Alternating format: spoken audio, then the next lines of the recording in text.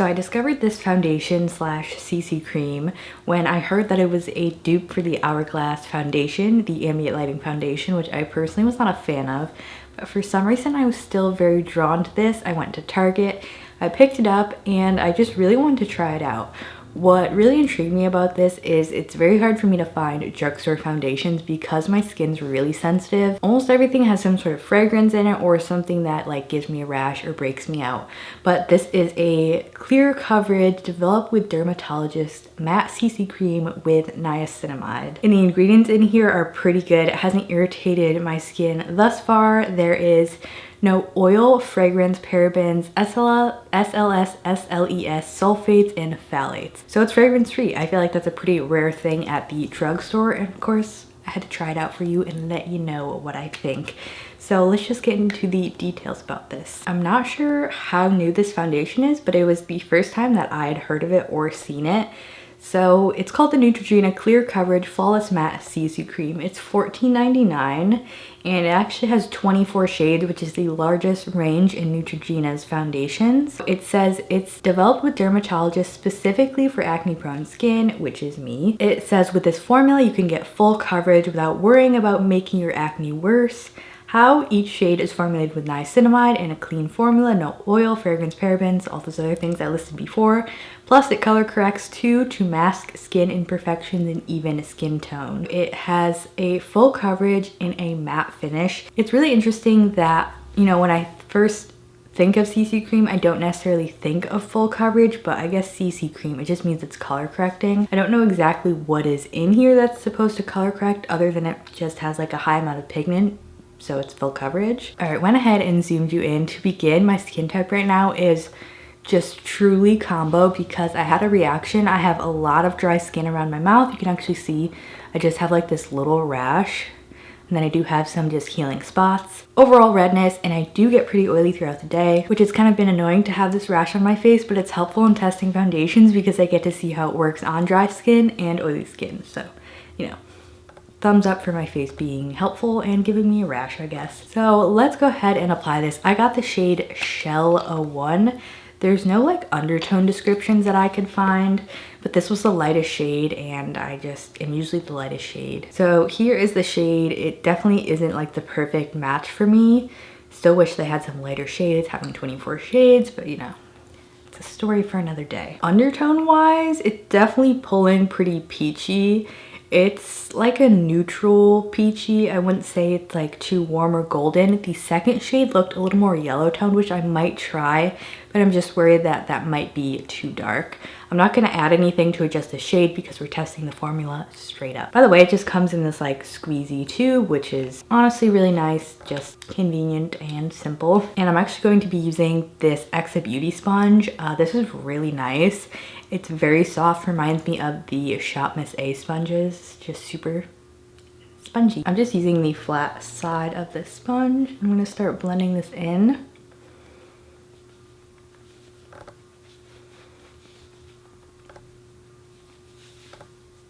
I mean, the coverage, it just delivers on coverage so well. This isn't my first time trying this, by the way. I'm trying to like contain myself. So that was just one light layer. It's honestly not a super bad match for me. Like when I looked at the shade, I was like, oh no, but you know, I make it work. It does pull a little bit peachy pink, but the difference is really nice. No fragrance at all. I would hope not, because it says it's fragrance free. It just covers everything so nicely. I did ask on my community tab if you wanted to see this review on its own or with a full face of Neutrogena. And a lot of you said a full face. I am doing it on its own now, but I will also probably do a full face of Neutrogena in the future, just because there's a lot of other products actually from this line as well that seemed interesting, like some color correctors and powders. And I just don't feel like I see Neutrogena talked about a lot, so I think that would be a good brand to try out. If you are interested in seeing that, let me know below. I don't have any primer on, by the way. I just did some moisturizer, so I used up that amount on my hand. You could totally use less of this and get more of like a medium light coverage. It's just like so full coverage on its own. Did I do the side of my face? I don't think so. So here's just my first layer. I'm not gonna add any more a little bit of spots showing through, but they are very dark. This is truly a nice full coverage formula. Now it says that it's matte. I don't necessarily agree with that as long as you put it on top of a moisturizer. In my opinion, it has more of like a skin-like satin finish. It's not matte like the NYX Blur foundation. That was very matte and unflattering. This is like a very flattering skin finish. It looks beautiful. It looks better than the Hourglass foundation in my opinion. It's smooth. It really put in a lot of work to even my skin tone and everything that was going on. And the dryness that I have around my mouth, you can definitely still see it a little bit, but it in no way accentuates dryness, which was kind of like, wow, I didn't know a matte formula could really do that. I'll do it even closer, close up. I'll do the rest of my makeup and then I'll be back to give you sort of my initial thoughts on how it worked with powders, concealers, all that jazz.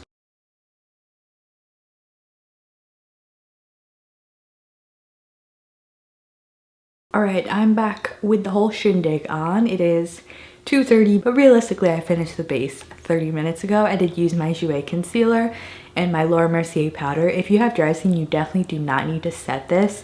The powder did accentuate my dryness, but I always like to set my foundations just for the longevity because I do get pretty oily.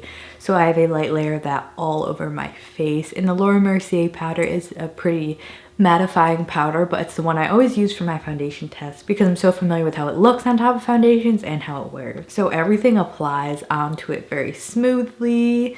The look came together well. Literally no complaints in terms of the application of this product. All right, now it is time for the final check-in. I will pop on the screen what time it was, so how long I wore the product for. I've been testing this for the past few days. I got distracted by a word. So I have been wearing this for the past few days and it wears phenomenally. It wears phenomenally. It wears so good. Amazing. I have tried so many high-end foundations, drugstore foundations in the past couple months, kind of trying to find a replacement for my Bite Beauty foundation.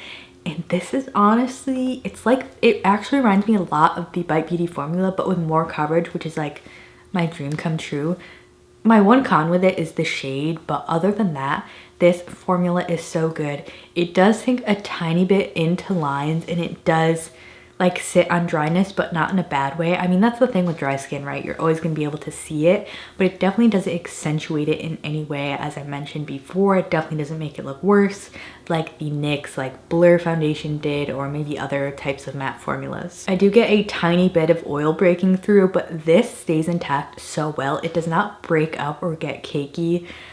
I'm not really sure this is a dupe for the Hourglass foundation. It's hard to say because I didn't like that foundation and I do like that one. In my opinion, the Hourglass one, it just wore very poorly on my skin and broke up. This one is much better. This is a water-based formula as well. If you missed my last video, I kind of went into the tips I have for water-based versus silicone-based formulas and kind of figuring out which one you like better. I always tend to really gravitate towards water-based formulas because they sit on my skin so nicely, and this one is a water-based formula. It does have silicones in it, but water is that first ingredient. I'm not sure if the Hourglass foundation is silicone based. I believe it is. It could be water based, but that one is just so thick on my skin, and this, it has so much coverage, but it's still lightweight and doesn't really feel like anything. So this formula from Neutrogena really just checks all of my boxes. It's full coverage, but can be customized to be lighter coverage. It wears so well. It does not break up or get cakey. It's that long wearing, lightweight type of feel. It does not accentuate texture or dryness. And it's also gentle on my skin. And then again, that one con is just the shade. I might try the second lighter shade. Maybe I'll mix those. If you have tried this and you maybe have tried the second shade, let me know what you think of it. I had some trouble finding like good swatches as well. It kind of just looked dark. I don't know. And finally, don't be deceived or sort of turned off by the fact that this is called matte. In my opinion, it's really a satin finish. I make it matte with a powder, but if you have dry skin, I think this would still be really beautiful. I think this would be so great for so many different skin types. I do have combo skin, so it just looked so beautiful. If you have dry skin, maybe just use a thicker moisturizer and no powder. If you have more oily skin, I think setting it with an oil controlling powder, it does just work really well in terms of like controlling oils and not breaking up when your oils do come through. This is gorgeous. I could see myself using this all the time. Make it lighter for like more like active days or go full coverage. I love the versatility. I just literally, I'm such a fan of this. I love the versatility. I love that it's drugstore. I finally have like a favorite drugstore foundation. I can't emphasize enough how much I love this. I know I'm so picky with foundation formulas, so the fact that I love this so much, run to get this. Do not walk, run, sprint, walk as fast as you can. Whatever you have to do to get this, order it online, check if your Target has it. It has been like pretty scarce in terms of stock at Target, but check online and order this before people catch on that this is so good, because it is. Totally recommend, honestly, for any kind of skin, especially if you have similar taste and foundations to me. Give this a shot. I really hope that you guys do, and let me know what you think of it if you do end up trying it. I'm just so excited to finally have a win in terms of base products. Oh, by the way, a couple days ago I had to wear a mask for some medical appointments, and even my mask didn't even make this budge. We're off a tiny bit on my nose, but not nearly as much as other foundations. So this is truly budge proof, transfer resistant, everything you could want.